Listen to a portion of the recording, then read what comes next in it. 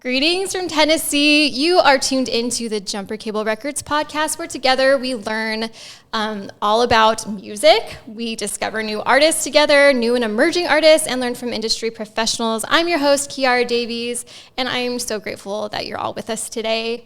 I'm sitting down with a true powerhouse. Let me tell you, she's a Nashville-based country artist from a small town in suburban California, Southern California, yeah? Yeah. She's coming out with a new single next week called Join the Club. Please give it up for Miss Taylor Teasley. Thank you.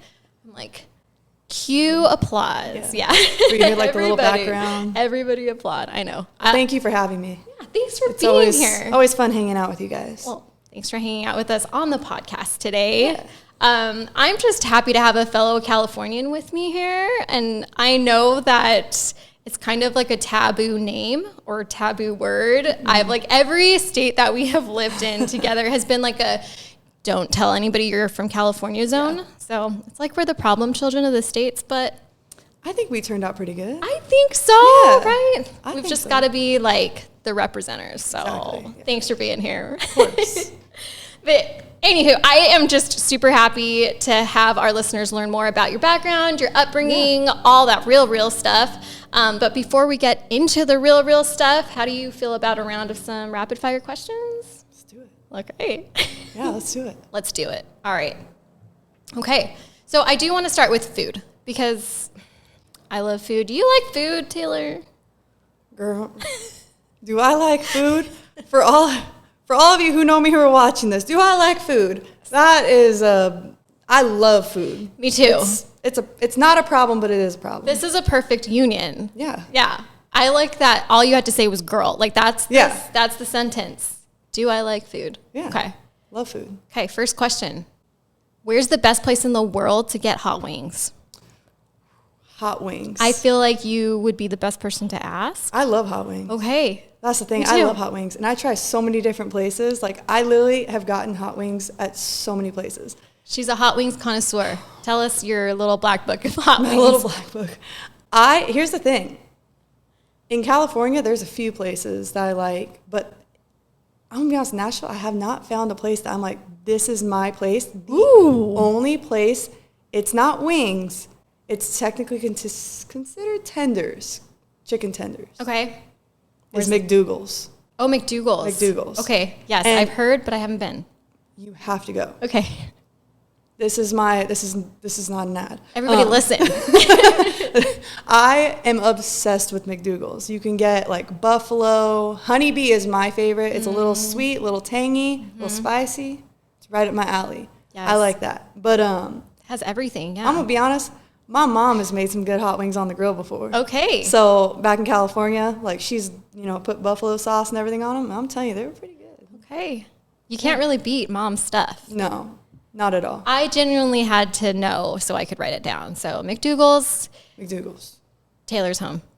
Literally, yes. Her hometown. Their sweet tea. I'm telling you, I have a problem. Sweet tea. It's my favorite.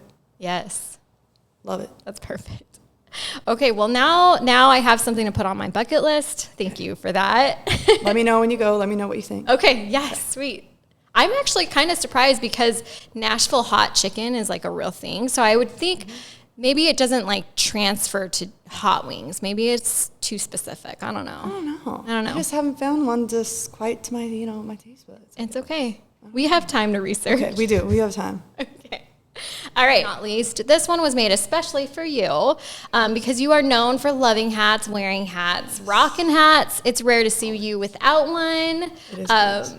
Can you share with us the story of the hat that you are wearing today? Okay, actually. If you can't see, if you're listening or if you are watching on YouTube and you can't see that closely, tell us about your hat. Yeah.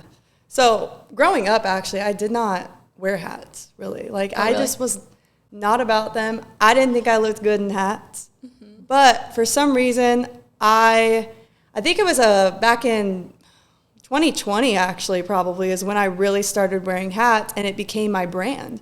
Pretty recent, because a company reached out and was like, hey, we see you're online a lot. Would you want to rep one of our hats? That kind of thing. And so I was like, yeah, sure.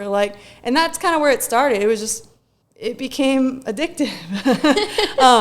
Anywhere I go, I constantly am looking. I'm like, oh my gosh, there's a hat. I need to have that. Oh, nice. And so the one I'm wearing today is my hat.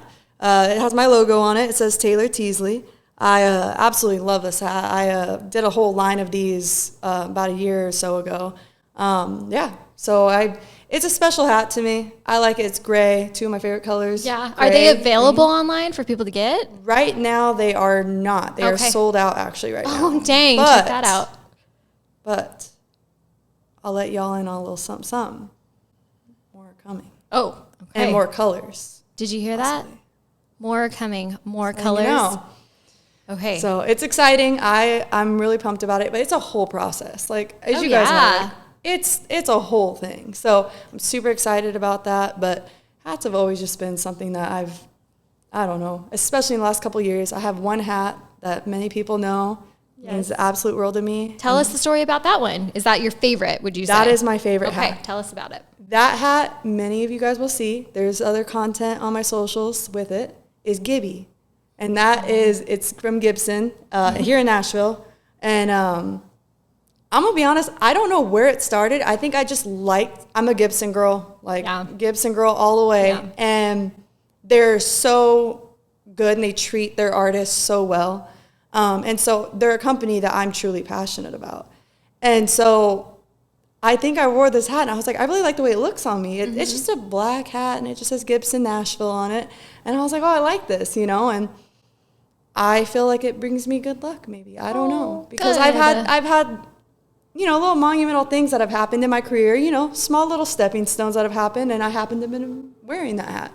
Aww. So I look at it as that's Gibby. That's sweet. Yeah. Gibby's been your reliable source of Gibby is good fortune. Very reliable. I like that. Yes. Well, very cool. I almost wore him today, but I was like, you know what? It's time to rest, But no, now you give our viewers something to look forward to. It's like an Easter egg. Every time you pop up on their phones, it's like, which hat is she wearing? You don't know. I like it. You never know. I like it. Bravo. Thank you. Well, I want to dive deeper now and give our listeners a chance to just get to know you better, get to understand your perspective on life. I mentioned earlier that you were raised in California, but you reside here in Nashville. Mm-hmm. Can you share with us what your kind of journey has looked like and what ultimately brought you here to Nashville? Honestly, like most, artists here in Nashville, is country music. I grew up in California, but my dad is originally from Georgia. He grew up with a lot of bluegrass roots and whatnot. So, but my mom, was originally from California. So they, influenced me with a lot of different kinds of music. Like I listened to a lot of things growing up, but country was a huge part in it.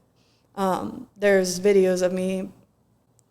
All right, I'll let you guys know. There's videos of me somewhere back home that I'm standing in front of the TV with my toy little guitar and my little cowboy hat I had, and I'm just sitting there, singing along to who knows, Shania Twain, Terry Clark. So cute. Yeah, but music has always been a part of my life. I've been a musician since I was 4 years old, and it started with piano.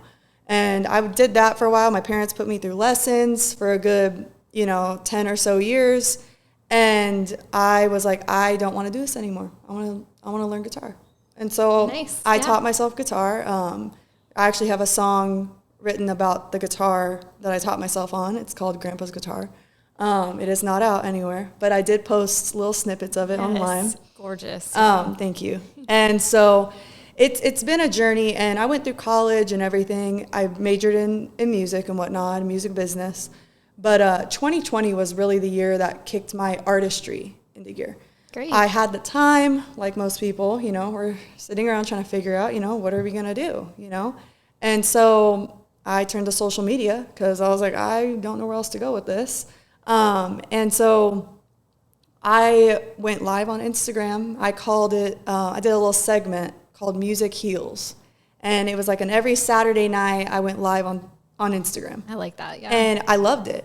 It helped me create a community with people and also just build relationships with other artists and fans that I never would have thought of, before. I'm going to be honest, And so that's kind of where it all began, is like when I was live streaming. And little by little, I went to TikTok. I had a friend that was like, you have to get on TikTok. You have to do it. And I was like, I'm not going to dance. Like, it's scary. Yes, I did dance in my past. I'm sure some people know this. Before, like, music's always been a part of my life, but I did a lot of dancing and whatnot. But I was like, all right, fine. I'll just, post videos of myself singing, whatever. And so I just slowly got my own niche on TikTok. And I started building relationships and with, people out here in Nashville. And I started realizing, and I had been to Nashville before, but more so, not as an artist as much. Like I was here, but it wasn't like the community is now. Right. And so I started building relationships with people in Nashville, whether it was companies, musicians, photographers, whoever that was in this area. And I absolutely loved that. I loved building relationships over the phone even. Like that was just That's so cool, crazy to me. And I was like, I need to go there. Like I feel like a part of me is missing not being there. And I finally, booked a trip and everything. And I was like, all right, I'm going to go. It's going to be great. And we my parents have been a huge influence and they're huge supporters of everything I do. Awesome. I talk to them daily, basically, and I always am telling them, what I'm doing in life, what's next, and it's always refreshing and it's always nice talking to them about it because they've been along my journey my entire life. Like there is not a part of my life they haven't been a part of. So sweet. Yeah. And so, but they're so supportive. Always like, what's going on next? Make sure you rest, like get some sleep. And I'm like, I'm trying. And so, yeah. And so they helped me, we were I have family back in Georgia and whatnot. And so we made like a little trip out of it and came to Nashville. I released my first single called Nevermind, which is available on streaming platforms now. And I fell in love with this city. I feel like I am a country girl at heart, but that California girl still, has that city side that she likes. Yeah. And so I feel like Nashville's perfect for that, because you have just on the outskirts of Nashville, you have the countryside. Exactly. And so yeah, I just kind of, made the trip, and kind of kept doing the thing and going back and forth between here in California. And it was rough because I knew I needed to be here. And I finally just, kept making the trip. But I finally made the last trip, which was last June of 2022. Mm-hmm. And it was supposed to be 2 weeks. And it turned into now being almost 11 months, I think. And I'm now officially a Tennessee resident.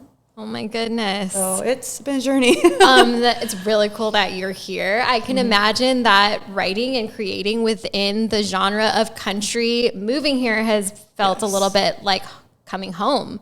Right. Yeah. I mean, it sounds like it was just like drawing you in, pulling you back. So it's like you're more in your element. Yes. You're constantly, I'm going to be honest, like even talking with you guys, and just you're constantly influenced by everything around you, and Absolutely. I think that's so important. Yeah. I think that is so important. Well, exactly. And I think that we and our listeners know a little bit about the musician's journey that you might be facing, maybe a fraction of it. Some days you get a lot of wins.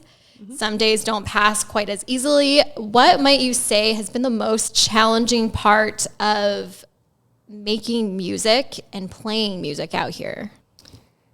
It's obviously, financially, it's not always the easiest. But I feel that the more you put yourself out there, in my opinion, the better, And there's been, little things, like I said, financially. And there's certain milestones that you're like, oh, I really want to play there. And you can't play there yet because you don't have, under your shoes, like you can't play there yet because you don't have enough going on yet, Right. And I'm going to be honest, I have more positive things to say than I do negative things to say. That's how you want it. Yeah, I'm going to be honest. Like, don't get me wrong. There are hardships. And there might be days that you have writer's block. Yeah. That's a big one, And it's not the easiest thing, or like when you're playing shows and you're trying to capture the audience, you know, and you're trying to have that engagement. Don't get me wrong, sometimes it is difficult, you know, but at the same time, it's still so enjoyable. Yeah. And I know it sounds probably a little funny. You're like, how is that enjoyable when you're trying so hard for this, you know, and it might not work out? I think I have the mentality, you know, and my parents have always, you know, put this in my head is, you know, keep trying, you know, don't give up. One thing might not work out, but it's for a reason. And that's my biggest thing. I believe everything happens for a reason. And so I'm like, if one thing doesn't work out, we go on to the next thing. So I would say, you know, there's definitely going to be difficulties, but that's with anything. Exactly. Yeah, absolutely. And I can tell that even when it is a hard day, maybe no one's paying attention to you at that one set, that one show, that one venue, but you know in your heart that everything else is aligned. Your vision is there. You've got your eye on the prize. You know what you're doing, and you're not going to let the 30 minutes, the 1 hour, whatever it is, spoil your entire career. Exactly. You know? So that's cool to hear. That is resilient, and I love it. Having family and friends and fans, I'm going to be honest, have your back is a feeling like no other. That is what really, I mean, is the glue that makes everything stick, at least for me. That's like, awesome. Having my family who's halfway across the country, Yeah. you know, support me like no other, and having fans from all over the world, I mean, that are just so, you know, dedicated and so loving and supportive, that too. And then just, you know, friends. Like, you know a few of my friends, and they're right there in my corner. That's so cool. Yeah, reaching across the miles, the distance, that's really cool. Yeah. Well, you've been churning out music since you've been here. You've really hit the ground running. Your new single, Join the Club, comes out. When this airs, it'll be in like 3 days that it'll come out. It is technically your sophomore single. You mentioned earlier, Never Mind was your debut single. Yes. But it really is kind of like a benchmark or like a milestone for where you are in the season of life currently. Would you consider it your Nashville debut? Yes. Yeah. Yeah. Yes. My first single was released when I was here in town. Never mind, it was released when I was here. But this single just feels like this is it. Like, you're like here coming in into your own. Yeah. That's really Yes. cool. What would you say is the biggest change that you see or feel in yourself since writing this new music, kind of like compared to the Taylor Teasley who released Nevermind? What is the biggest change? I think, I'm going to be honest, confidence.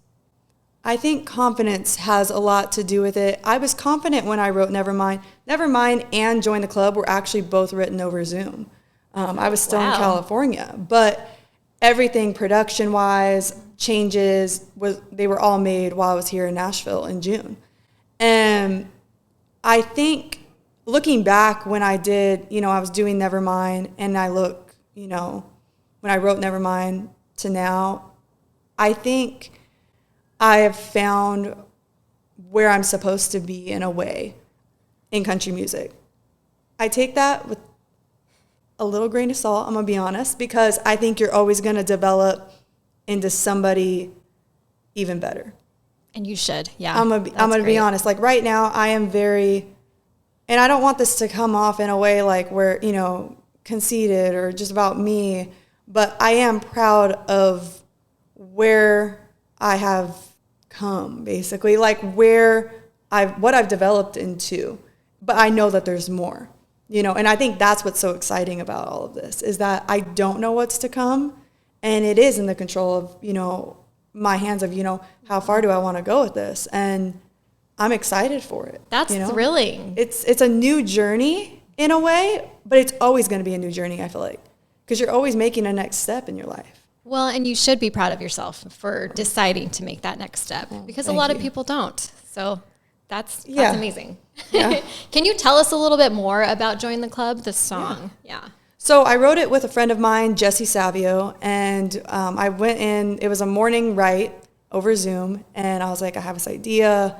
I want to write a song about, you know, somebody who broke your heart, coming back into your life, you know, months later, basically regretting what they did to you, you know, what they did to the relationship, and basically making you try to feel bad for them. And he was like, I love that. Like, let's do it. I was like, but I want to do it not in an angry, like an angsty way, but like more of like a sad, kind of frustrated way. Yeah. And that's looking at the song now. And I recorded it with a Nashville producer, Colt Caparoon. He killed the song. I mean, he produced the song so well. He took my vision of what I wanted and literally did it basically to a T. It starts out with, you know, a little bit of steel guitar, you know, a little dobro, that kind of vibe. And Lester Stills was on it, Kelly Clarkson's drummer. And let me tell you, that guy, he knows what he's doing. Oh, yeah. I mean, it is insane. Like, he'll go in and just 2 takes basically and just be like, okay, yeah, I kind of hear the work tape. All right, let me go in here and do it. And I remember Colt sent it to me, and I was like, oh, what my is gosh. this magic? Yeah. What is this magic? Like, witchcraft. Yeah. Seriously. Like, that's how good. I was like, this is insane. I mean, I'm not surprised, to be honest. But so went through that, and I knew I wanted this song to have an emotion behind it. And during the recording process, you know, I do have a video of, you know, a little bit behind the scenes of it. And you can see at one point, I just get so involved in what I'm saying. And that's the thing with my music is I want it to have a message. I want it to have an emotion. I want it to have meaning behind it, you know? And so the process of it went so smoothly, and I wanted to do something with it. I didn't want it to just be a regular, just, you know, release, you know? I did that with my first one. This one, I wanted to do something a little extra with it, you know, and, you know, film some different content with it. Just because, like you're saying, this feels like it's a new leaf in a way, like a new chapter, you know, being that I am in Nashville. So, yeah. Cool. Well, I have to say that I do love the music in the song. The lyrics, the message behind it, it does pack a punch. When you first started writing it, though, did you have the intention to create something that had that like classic country sound? Did you always hear the steel guitar, or did that all kind of come together gradually? Yes. So with my first single, that was a little bit more upbeat, a little more, it's country, but it has a little more rock influences. Mm-hmm. And this one, I was like, I want this one to have a little bit more of a country aesthetic to it. Yeah. You know, I do want there to be steel guitar in it. Like, and that was one of the first things I told my producer, Colt, is I want there to be steel guitar. I want there to be country attributes to it. I want there's that country feel, you know, in it. It's in there. And so, yeah. Yeah, that was definitely planned from the beginning. Very cool. And it's just beautiful. I'm so excited for you all to hear it in a few days. You've got to go pre-save it. We couldn't be more excited for you, Taylor. Can you let our listeners know how to connect with you, where to follow you on the socials? Where can we see you live? Absolutely. You can follow me. You can find me anywhere at Taylor Teasley Music. That's on Instagram, on TikTok. TikTok, I do go live fairly often. I usually go live on Tuesdays and Saturdays as of right now, but every now and then I kind of throw in just a little random one. But if you have the notifications on, you'll get notified. But and then my website, taylorteasley.com. That's another one. That's where I kind of update things. I also have a subscriber list. So I send out emails. My subscribers were the first ones to know about Join the Club. That's awesome. So that's kind of, there's little, you know, perks here and there. It is free. I'll let you know. There's no catch to it. But yeah, you guys can always, you know, send me a message on Instagram. You know, I try to do my best to try to get, you know, back to everyone. And I'm just so grateful to everyone who supports me. You're fantastic at getting back to people, by the way. Just so personable. She's great. You all heard it. Go see her. Go check out her lives on TikTok and Instagram. Follow her at Taylor Teasley Music. That's Taylor Teasley, Teasley Music. But you've all just discovered country artist Taylor Teasley on the Jumper Cable Records podcast. If you've enjoyed today's episode, you know what to do. Please be sure to leave a rating or a review so we can reach more music lovers. Hang tight where you all are because Taylor's got an acoustic exclusive set coming right up. 'Cause I was working to keep us together while you let us drift apart. I ain't here to make it easier for you to break my